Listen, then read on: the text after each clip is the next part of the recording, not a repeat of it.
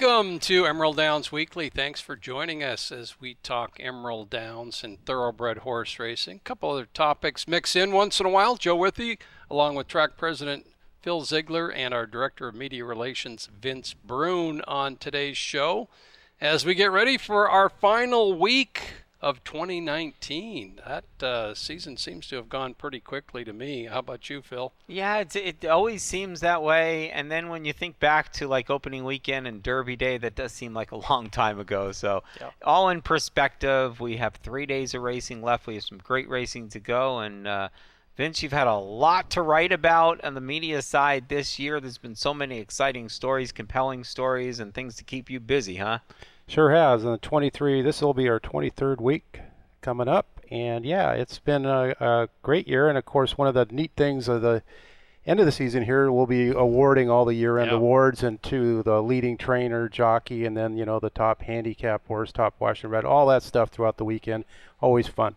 Yeah, this is our 6th month of operation, so a good chunk of the year. When you talk about starting training on February 1st, so it's been a while that our horsemen have been here at Emerald Downs, and we're going to wind it up this weekend. Our featured final stakes race is the Gottstein Futurity, but again, we have a couple of overnight stakes. It's going to be a great card on Sunday. The Marathon Series ends on Saturday with a couple of 1.5-mile races.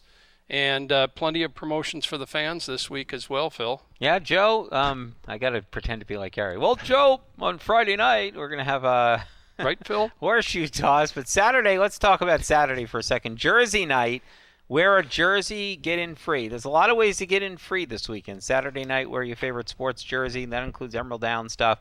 And you get free admission for the final Saturday of racing. And then dancing at the Downs after racing on Saturday. The Royal We will be rocking some 80s hits, so make a whole night of it. We have 9 races on Saturday night's cards. It's going to be some great races, probably the best Saturday night card of the year.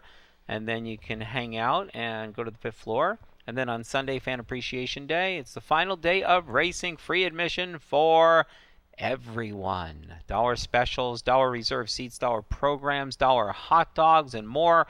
Prize drawings we're going to do, end of season awards. It's going to be a fun day. The Gottstein Futurity, 2 other stakes races. A lot of fun, a lot to say on Sunday, including the Sunday Pick 4. Yeah. Have you tried that? Do you do that? Any of you guys try? We're not allowed. Yeah. Like pretend. Like try to pick those winners. Well, yeah. It's not easy. You got to pick 2 races and 2 games. I'm in a handicapping football pool, which is legal. And then, of course, I handicap the races. So, I'm involved in a roundabout way. There you go. On a Pick 4. I know. And, that's a great deal.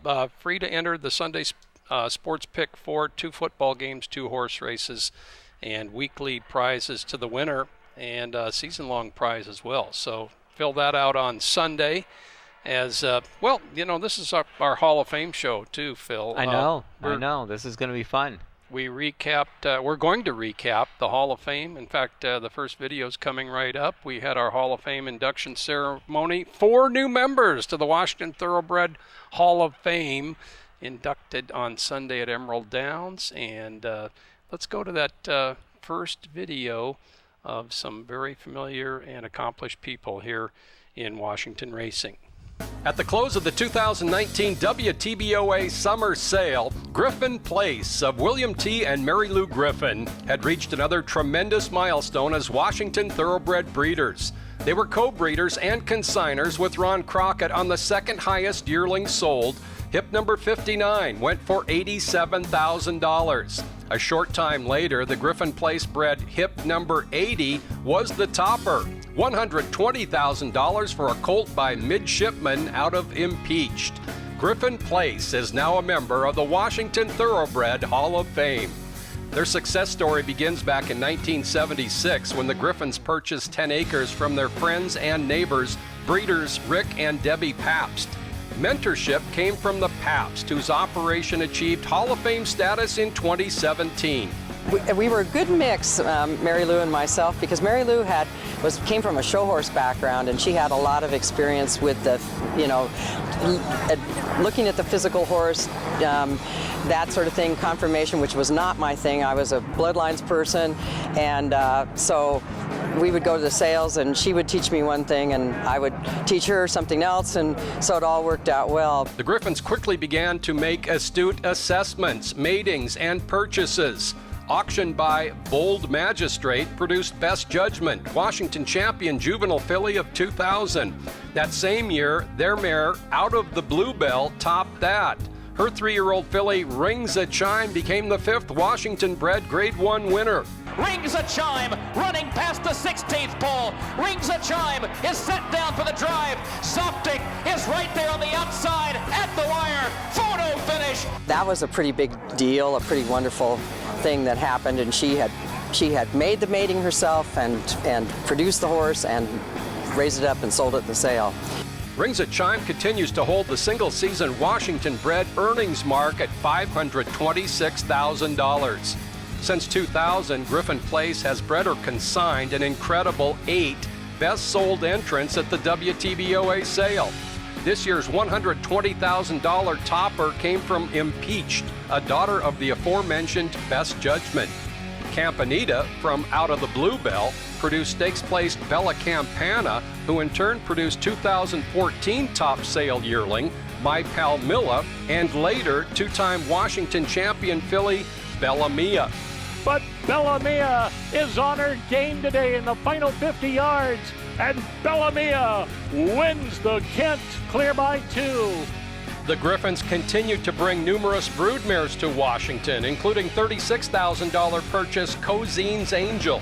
We went out to the farm and looked at her weanling because we thought, well, maybe this guy's selling the horse because the weanling's bad, but the weanling was wonderful.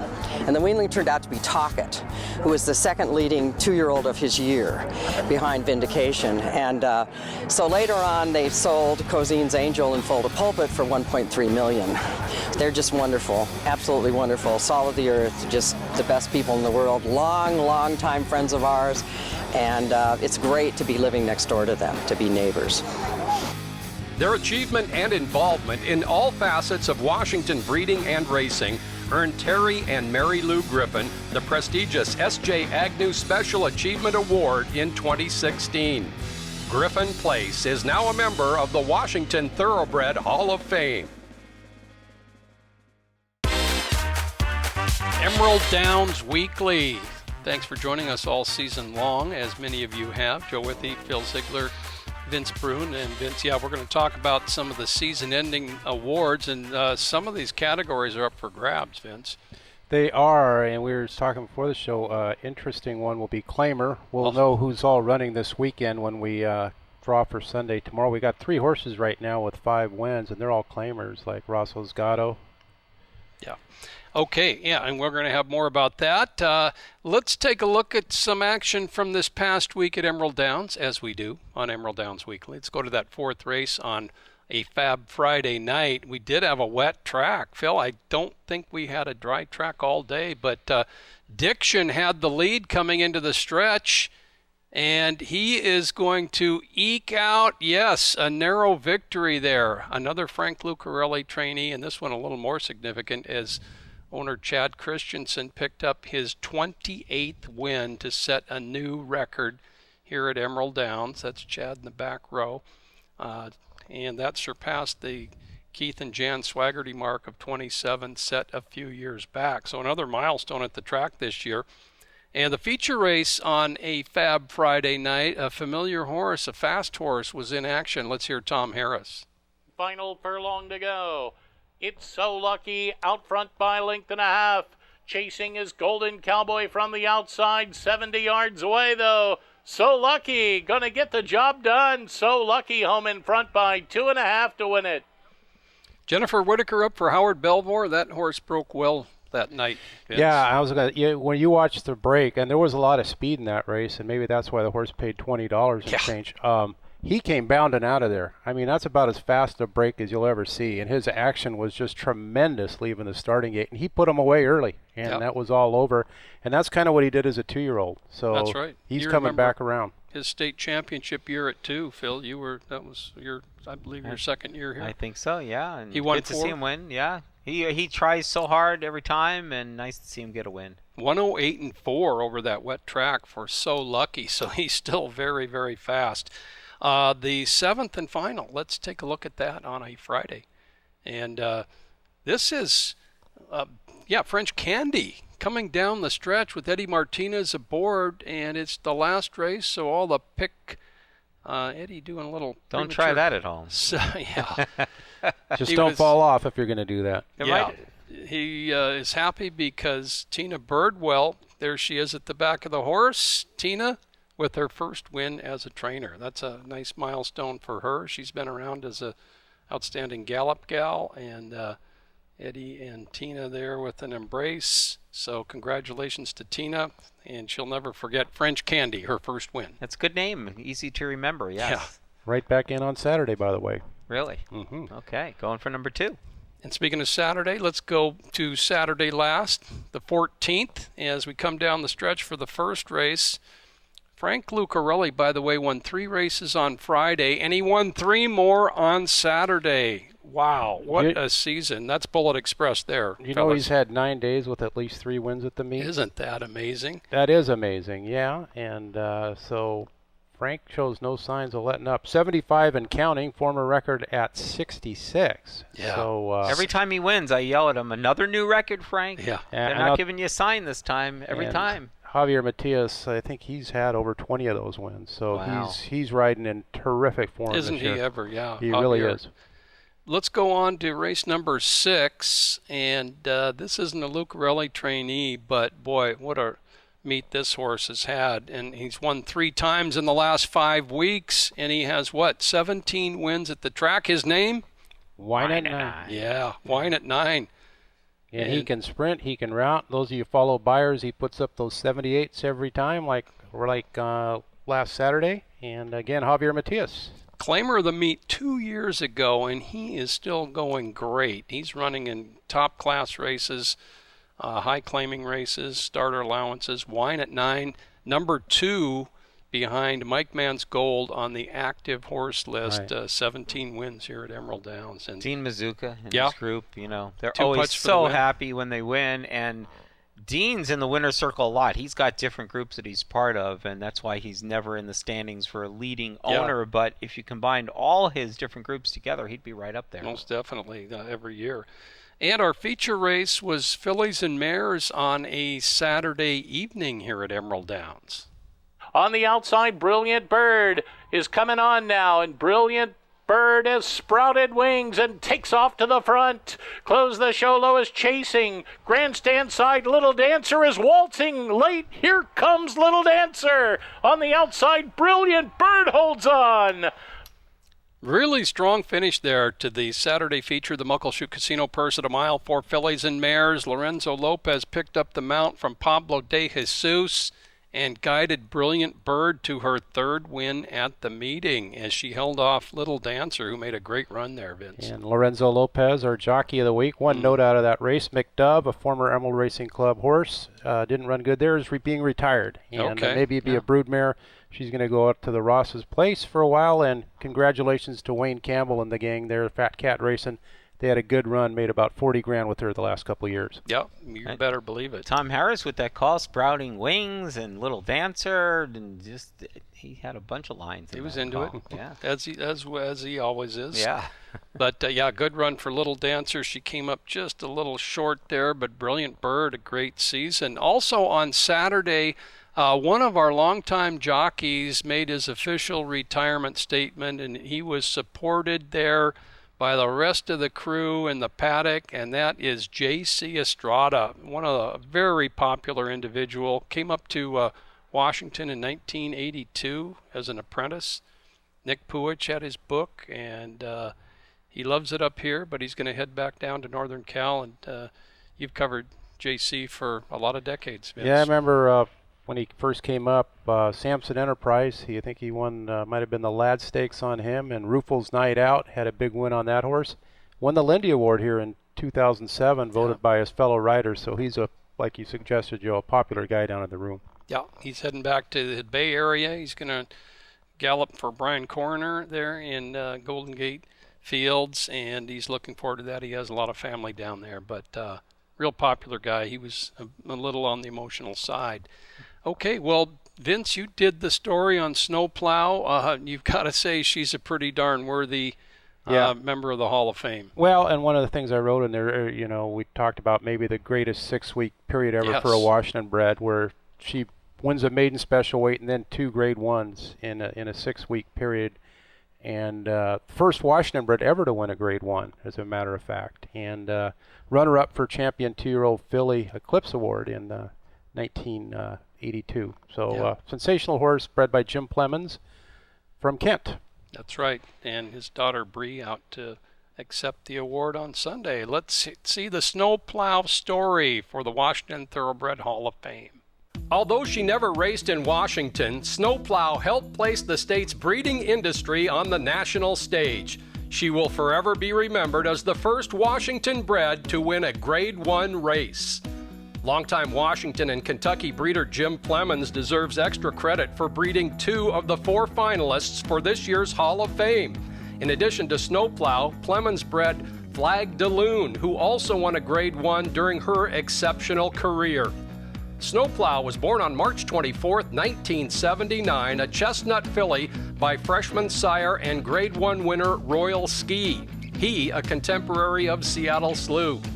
Consigned to the 1980 Keeneland yearling sale, Snowplow sold for $35,000 to veteran Maryland horseman Leon Bluzewicz.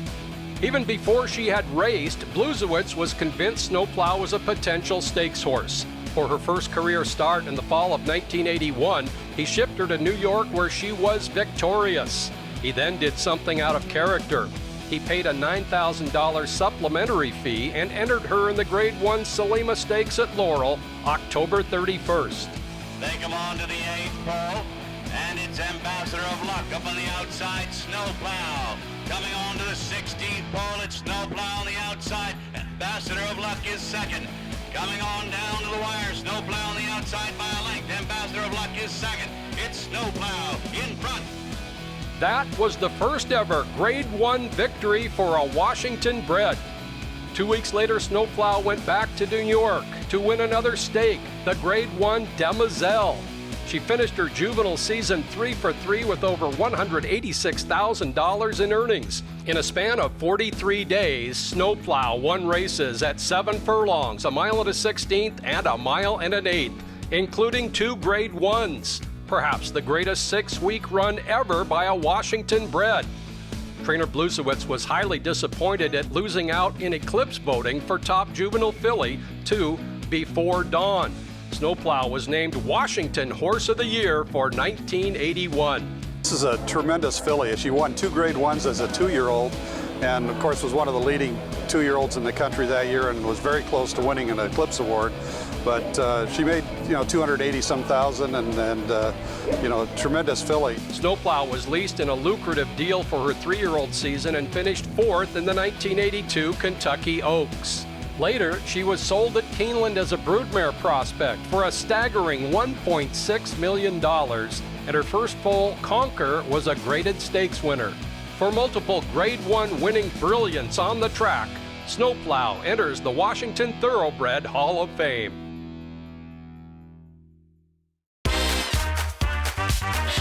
Emerald Downs Weekly continues. Thanks for joining us all season. And again, our last weekend of live action at Emerald Downs. First race Friday night, 6:30, Saturday at 5, and Sunday at 2. Fan Appreciation Day, free admission for everybody.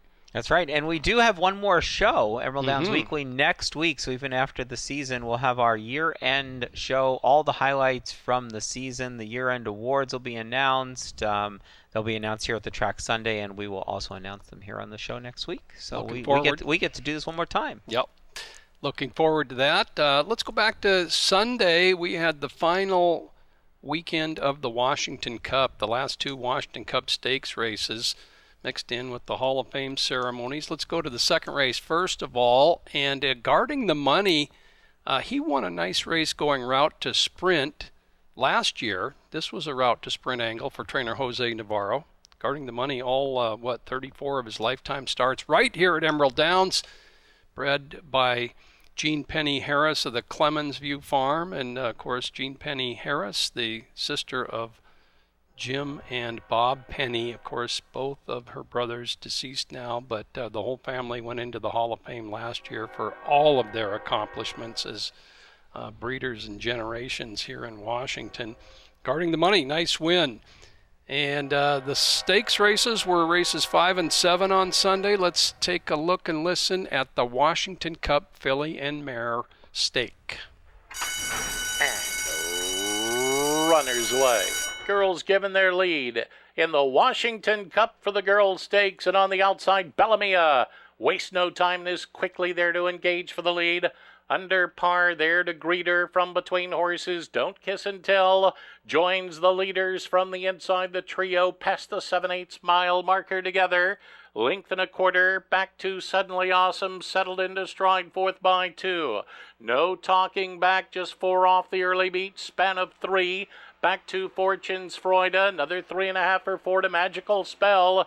And they head up for the backstretch run, 22 and 3, fast opening fraction, 5/8 of a mile away. And now Under Par takes over up front, clear by 2.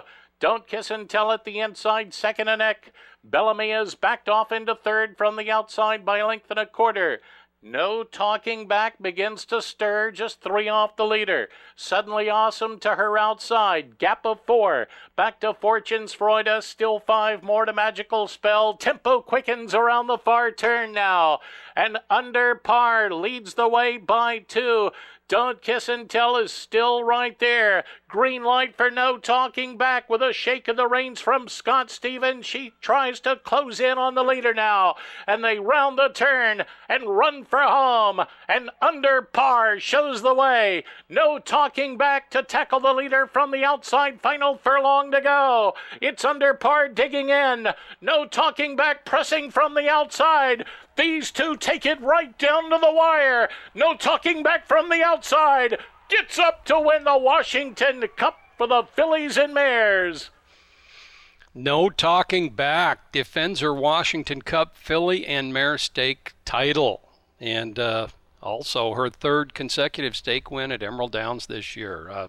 She has got probably a leg up for top filly and mare at the meeting, Vince. No question about it. And there you see Scott Stevens and nice horse rider combination there. Scott 3 for 3 on her now. All route wins. Great job by Chris Stensley. Bred and owned by Jody Peets, going by Steve Shimizu. What a great success story this year. No talking back. Yeah, she has emerged. Just an outstanding season last year, and she's topping that this year, Phil. Yeah, and thanks to ExpressBet for sponsoring Washington Cup again. So if you can't get to the track on any particular day or in the off season, you can bet using expressbet.com. They have a special offer for Emerald Downs folks, and our other sponsors that make Washington Cup happen, Freight Northwest, Pegasus, and Budweiser in some various form always sponsors our stuff as well. And of course, Muckleshoot Drive and Casino. Chris Stensley in the winner's circle there talked about the individual No Talking Back in the morning, how she sees another horse out there, she tears out after it, tries to pass it, and Chris just lets her do what she wants. Clark Jones, ex-jockey, our jockey's room superintendent, gets on a lot of horses for Chris Stensley, and he said, boy, I don't think I could gallop her. She's tough, but boy, she sure gets along with Chris, and Chris kind of lets her do what she wants. But on race day, couple pretty darn good years in a row for No Talking Back. Defended her title. Also, the Muckleshoot Tribal Classic. This race goes back in Washington to the 1930s. We've had some great winners. Of course, Striker PhD 3 times. Captain Kondo won it 3 times at Long Acres. And here's the matchup in the race for 2019. Runners away in the Muckleshoot Tribal Classic. Hit the beach, waste no time, darts away alertly. Grinder Sparks Aglow is right there, and here goes Mike Man's Gold from the outside. Those 3 early on as they make way to the first turn. Trumpets just back of the lead trio. They make the sweep past the 7/8 mile marker.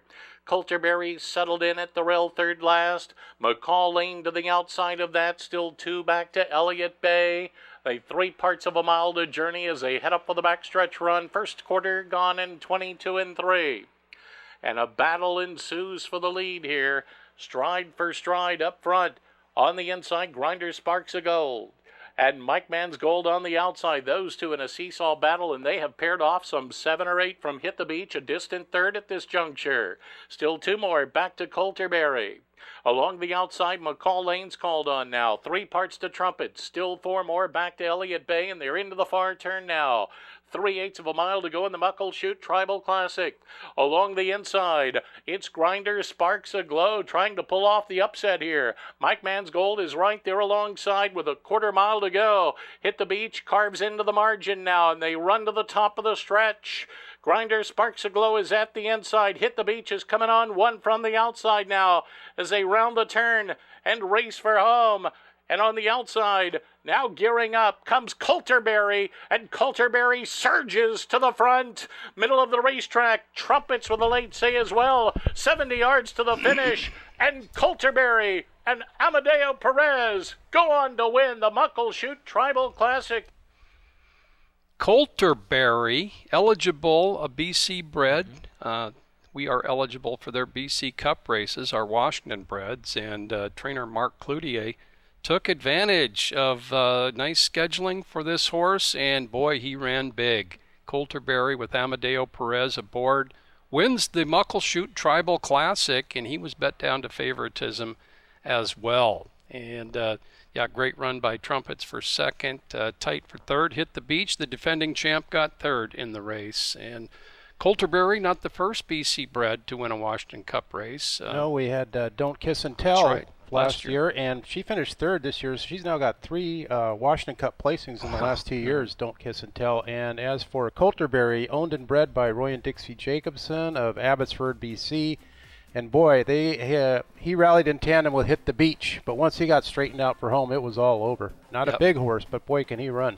Yeah, outstanding win there, Coulterberry. Our first look at him here at Emerald Downs, and Cloutier and jockey Amadeo Perez almost pulled off a double. They combined with Under Par, the runner-up in the filly and mare stake, to no talking back. Okay, we have more Hall of Fame action coming up here on Emerald Downs Weekly, and we're going to talk season-ending awards. Hey, we're just about halfway through the show. Thanks for joining us, and stay tuned. Well, you missed Gary. A little bit. A little bit, don't you? Just a little. We're only halfway through. That's it. A little bit. Old Joe, got a horseshoe toss. Friday night. We do have a horseshoe toss. We don't do. Yes, Friday night. Last chance to get a ringer.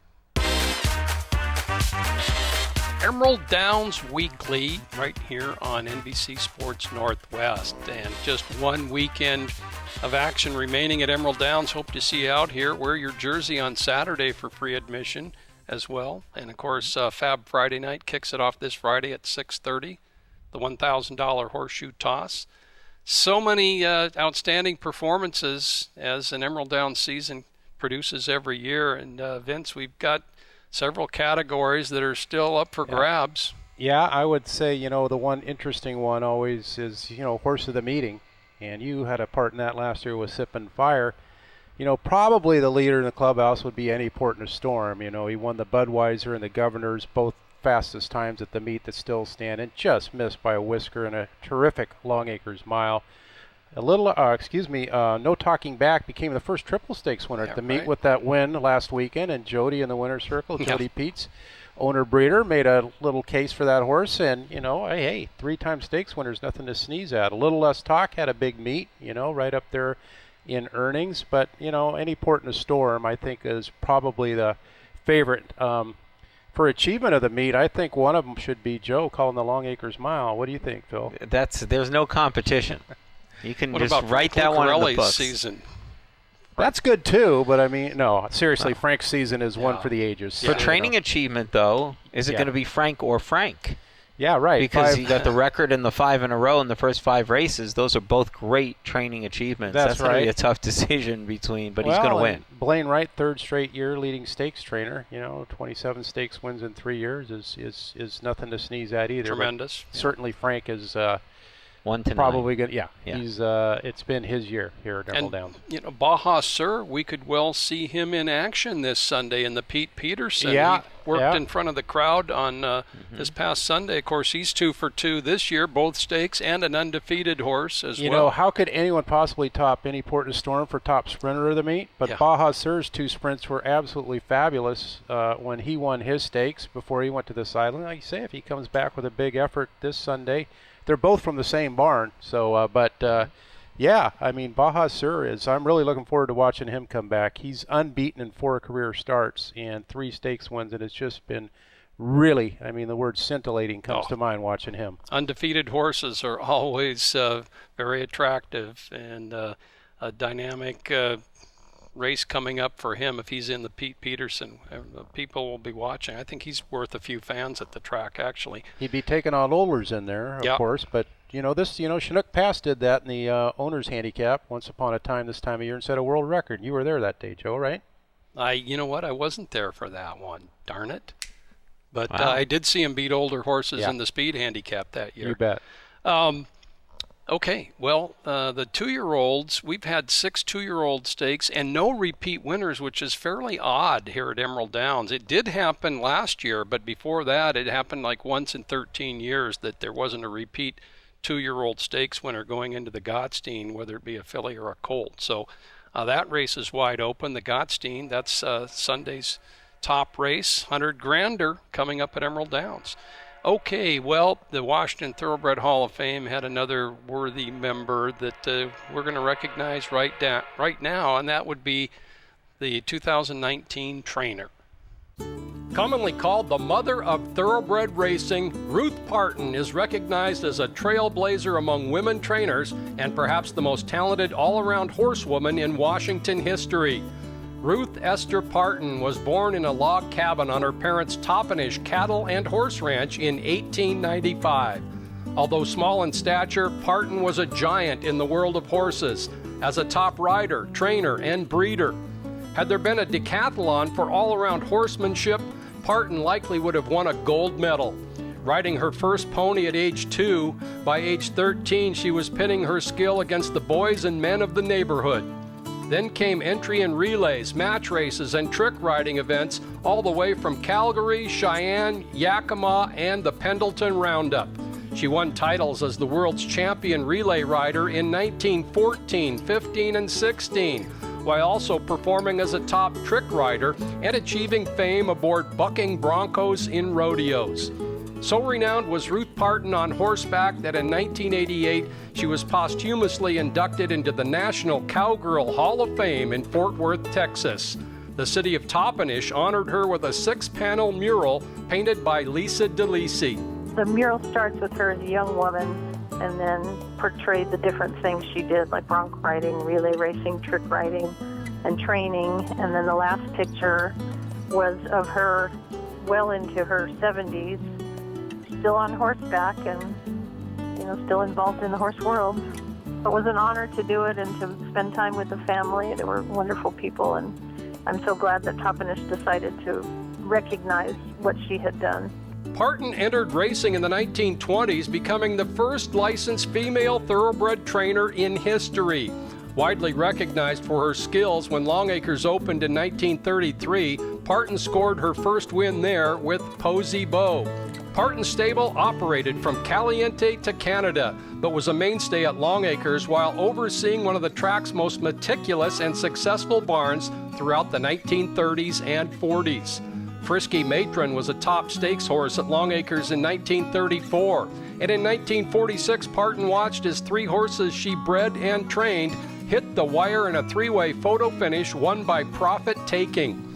Although denied stalls for several years at Santa Anita simply because she was a woman, the track finally relented, and in 1940 Parton won 2 races on her first day there with Prince Beau and Lame Duck. Asked to name her finest horse, Parton said Cyclonic, a daughter of Sweep who won 26 races, including 3 straight Spokane Derbies. Parton was a strong advocate for improving the state's breeding operation, serving as vice president of the Washington Horse Breeders Association in 1945 and 46. Ruth just did so much, and here she is, the 5th woman trainer to be inducted in our Washington Hall of Fame, which is pretty amazing when you consider the National Hall of Fame only has one woman trainer inducted, and she's a steeplechase trainer. The National Racing Hall of Fame in Saratoga, they have this Women in Racing exhibition going on right now, and when they found about Ruth Parton, they are seriously considering adding her to the exhibition, which will run through the end of December of 2020. For 5 decades, the former cowgirl would pony, gallop, and shod her own horses while also raising a family and operating her parents' cattle ranch in Toppenish. By the time Parton passed away in 1978, at the age of 83, women had become a fairly common sight on the backstretch. But they have the little pioneer from Toppenish to thank, as Ruth's fire and fortitude paved the way. And today, the entire world of racing looks up to Ruth Parton as she takes her rightful place in the Washington Thoroughbred Hall of Fame.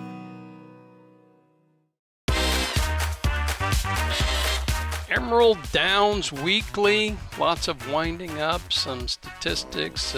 Check out the news and notes every Thursday at emeralddowns.com. Vince does a fantastic job recapping the previous week and previewing the upcoming week. And Gary Wales has been leading rider at Emerald Downs this year from ever since, what, the first week maybe, Vince? Yeah, well, he's never not been at least tied at the end of a race day this season. And Okay. yeah, you know, he's wrapped up his first title here. He's got a 95-63 lead on Kevin Orozco going into the final 3 days.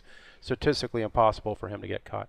Yeah, and he could join the 100-win club here at Emerald Downs for a jockey. Vince, there's the... Yeah, and you know, when I researched, I was a little surprised that we've had 16 different guys win 100 races here at Emerald Downs. Of course, the meet used to be more like 90 and 100 days, so Gary's achievement in 67 is noteworthy. That's right. It's been done 29 times by 16 different riders. So Gary needs 5 wins over the final 3 days. That's an interesting proposition. What do you guys think? Yeah, and you mentioned he's averaging 1.3 wins per day. So if you Correct. extrapolate that over 3 days, that's 4 wins. So he needs to just beat his wins per day average by 1 win. He's for a the he's a week. workhorse too. He'll be Yeah. riding a lot of horses this weekend. Yeah, Gary Wales. Well, we had a 4th inductee into the Washington Thoroughbred Hall of Fame. This one took a little research, and Phil, you took a big part in this. Yeah, this man that we're going to honor in this video was the first ever mayor of Kent. He was a legislator in Olympia, senator. He was King County Sheriff 2 different times. And most prominently for this story, he was the head of the King County Fair Association in the early 1900s, the late 1800s, early 1900s, and was responsible for building a racetrack, the first major racetrack in western Washington called the Meadows. And we're going to see about that as we see the story of Aaron T. Vandevanter. 67 days of racing, afternoon post time of 2 p.m., live music between races, Ladies' Day, tribal races, and an exciting stake schedule. This describes Emerald Downs in 2019, but it also describes another track in western Washington, managed by a true visionary for the sport more than 110 years ago.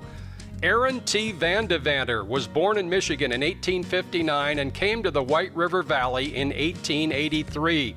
He began in real estate and quickly branched out. Nancy Simpson of the Kent Historical Society knows well of Vandevanter's legacy in the area. She grew up on Scenic Hill in Kent, on Vandevanter Street.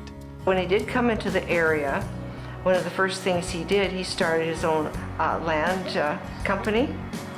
And that company was responsible for doing all the platting up on Scenic Hill or Knob Hill. There's 2 names to that, same place. And so we have a Vandevanter Street up there. By the late 1890s, Vandevanter was already a well-known politician. Became mayor in 1890. That was our first mayor. And it seemed like the vote was for him. And by 1896, he was the county sheriff. And then he was also a senator here for the area in Olympia. Certainly had a gift for farming because he did purchase 300 acres here in the valley and had quite a large farm. of where his house was located. Van Devanter also served as president and shareholder of the King County Fair Association. It was in that position that his passion for horse racing helped shape the history of the sport in Washington. Under his direction, the King County Fair Association completed building of a track in 1902 in the Georgetown area of Seattle. Credit was given to Van Devanter for the fact that Seattle now had one of the finest tracks and fairgrounds in the country. There was the large grandstand and a beautiful clubhouse, popular for the many ladies in attendance. The first meeting was an instant hit. The next spring, a contest was opened to the citizens of the county to name the track. While many thought it should be called Van Devanter Park, the name was chosen, The Meadows. Racing flourished for several years. Crowds of 10,000 were common, with many arriving by streetcar. The regular schedule was 6 races, with general admission at 50 cents. Ladies were marketed and received free admission every Tuesday and Friday. The biggest race was the Seattle Derby, which took place in June each season. Van Devanter delved into breeding and racing his own horses. In the off-season, the track famously hosted auto races and some of the very first air shows. While the Meadows flourished, Van Devanter was always into other projects. He was very astute in what he could do. And he must have made friends with all these other businessmen, because he was in not only the Masons, but varieties of service clubs in the area, as well as in Seattle. He owned a hotel in Seattle, quite a large hotel. He invested in a business in Tacoma, and numerous things that he did. And I think he was an opportunist. He knew where the money was going. He was obviously knew a lot of contacts in the area. Everything he touched went to gold for a while. In 1907, Van Devanter was involved in an auto accident. He and 3 other men were on their way to the afternoon races when they collided with a racetrack streetcar. Van Devanter passed away at his home a few days later at age 48. Without Van Devanter's political support, legislation was passed after the 1908 meeting to outlaw wagering on horse racing. The Seattle area's first major track lasted just 7 seasons. In 1928, the area around the Meadows was selected for the site of Seattle's first airport, Boeing Field. Without Van Devanter, the future of Washington racing may have looked quite different. During the years of racing at the Meadows, Meyer Gottstein, who owned a racing stable and was a shareholder in the King County Fair Association, gave his 8-year-old son Joe his first thoroughbred horse. Joe fell instantly in love with the sport of kings. In 1933, with Joe Gottstein leading the way, the state legislature legalized parimutuel wagering, and Gottstein built and opened Longacres. Visionary, pioneer, and achiever, Aaron T. Van Devanter joins the Washington Thoroughbred Hall of Fame.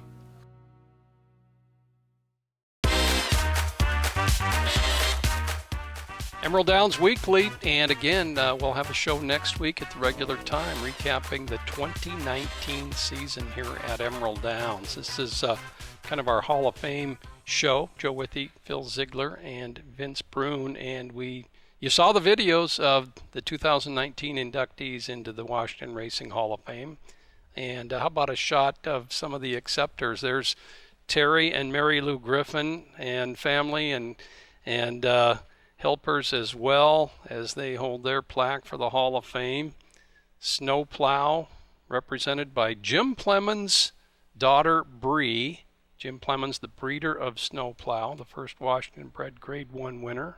Bree, happy to be out. And how about the Ruth Parton story? There's 2 of her granddaughters. On the right is Susan Stovall, and in the middle, Gracia Brown, and a great-great-grandson as well, and they still live on the same grounds. Gracia over still in plays Toppenish. polo, I understand. Wow. That's right, she said that, yeah. There's the Van Devanters. These are all last name Van Devanters. You've got Russ, you've got Mark, Dutch, and Doug. They live all around the area, and their lineage goes back to Aaron Van Devanter's brother. So 4 Van Devanters and their spouses were here as well, representing that accomplished individual. There's a group photo down in the winner's circle for the 2019 class of the Hall of Fame. So we'll have some new additions to the exhibit on track level. We've got a nice new banner there that covers the history of racing here. This is probably the first time you have somebody going in the Hall of Fame who passed away in 1907. Wow. Yeah. Yeah. Long Aaron T. time ago. Vandevan. Yes. Okay, well, again this week, lots to look forward to at Emerald Downs. The marathon series continue and conclude on Sunday, or Saturday actually, and some great, free admission if you were Free Jersey admission, Saturday. Jersey, free admission for everybody. Sunday, horseshoe toss, live music. Friday night, lots of fun. Don't miss it. This is your last chance to see live racing at Emerald Downs this year. Okay, and again, thanks for watching Emerald Downs Weekly. We'll be back next week after our final weekend of live racing. Thanks for watching.